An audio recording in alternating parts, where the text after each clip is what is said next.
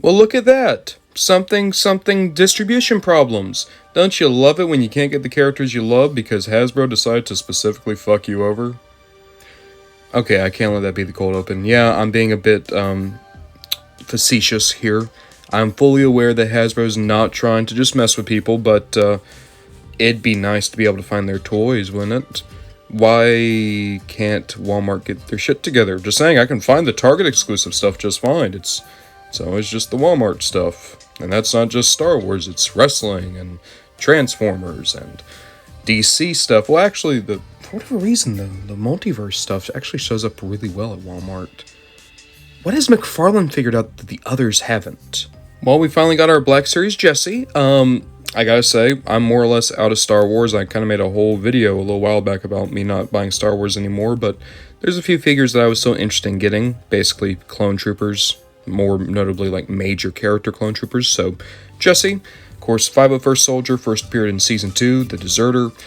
He showed up a lot during the Umbara arc. I think he showed up at least for a little bit during the Order 66 arc with Fives. In fact, I'm pretty sure Jesse's the one Fives finds in the bar? No, that was Kix, wasn't it?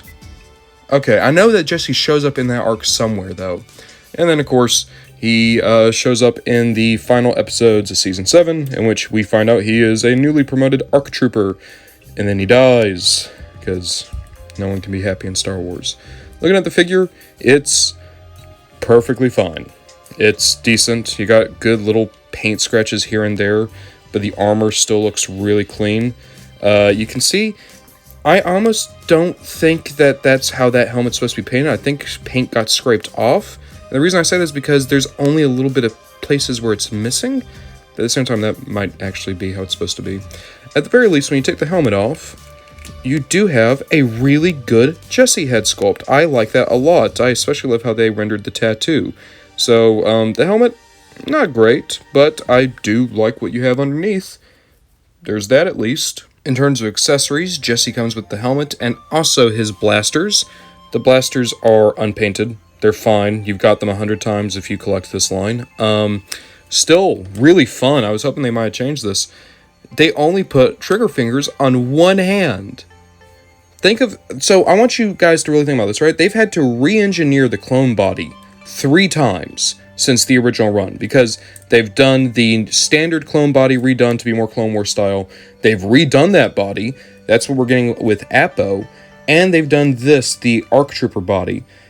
And they still haven't given us just a second trigger finger, despite the fact that literally all the clones can dual wield. And most of the major ones, like Rex and Jesse, Fives, and Cody, do dual wield at times.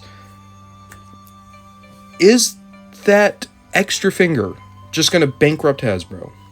It's not a bad figure. It really isn't. It's fine. It's a decent figure of a good character. But what it is, it's just a goddamn checkmark at this point. It's just like Echo, and Echo was just like Rex, and Rex was just like every other clone. You can do more.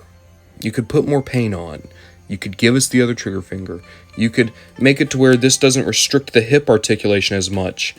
You could work on making your joints feel better. You could work on having these armbands not split and completely rip themselves apart when you try to use the elbows. Every time I mess with Hasbro Star Wars, it's just another reminder that Hasbro doesn't give a fuck as long as you're paying your money. And at the end of the day, I guess I gave them my money, so congrats, you bastards.